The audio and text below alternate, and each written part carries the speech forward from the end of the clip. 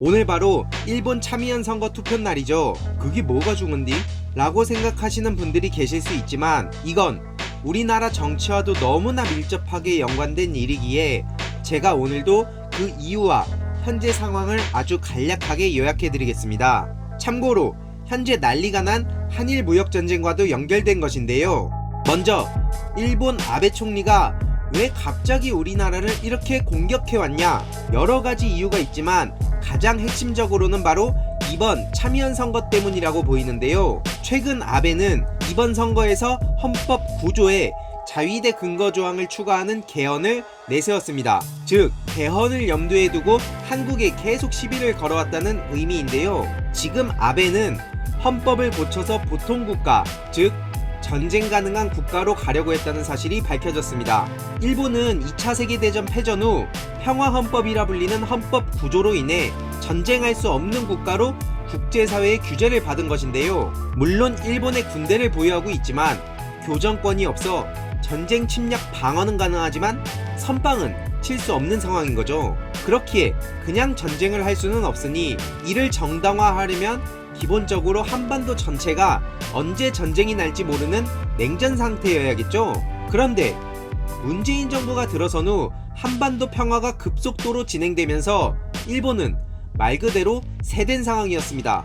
당연히 문재인 정부가 평화 모드를 너무나 잘하고 있는 게 마음에 안 들 테고 한국에도 분열을 조장하여 본인들의 말을 잘 듣는 자유한국당 계열 사람들을 다시 대통령에 앉히고 싶어 하는 거고, 조선일보, 자유한국당, 일베회원 등은 어떻게든 국내를 분열시키려고 하는 겁니다. 그래서 일본은 본인들도 막대한 손해를 감수해가며 한국을 때린 거고, 그걸 계기로 지지율을 높여 어떻게든 개헌선을 넘겨서 전쟁 가능한 국가로의 야심을 뽐낸 것이죠. 그렇기에 비록 남의 나라이긴 하지만 일본의 이런 정치적인 역사와 속셈에 대해선 우리가 항상 숙지하고 있어야 하는 이유입니다.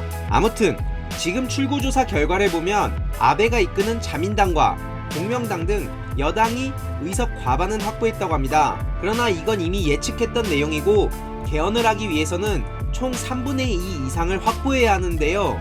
이번 투표에서 최소 85석 이상의 의석을 확보해야만 개헌선을 넘을 수 있다고 합니다. 말도 안 되는 프레임을 씌우며 한국을 이용하고 화이트 국가 리스트에서 한국을 제외한다며 협박을 일삼고 있는 일본. 저들의 뜻대로 전쟁 가능한 일본이 되지 않기 위해선 결국 이번 선거가 너무나 중요한데요. 지금 분위기로는 아슬아슬하게 의석 확보를 실패할 거라는 해석들이 나오고 있지만 정치란 워낙 알 수 없기 때문에 우리가 끝까지 관심을 가져야 하는 이유라고 봅니다. 충격적인 건 한국과 다르게 아베 자민당을 지지하는 가장 많은 연령대가 20대 30대라고 하는데요. 아무튼 우리 젊은 친구들이 대한민국 정치에도 꾸준히 관심을 가져야 하는 이유라고 생각합니다. 그러니 여러분들도 한국과 일본 등 정치 문제에 관심을 계속 가져야겠죠? 오늘은 여기까지 하겠습니다. 감사합니다.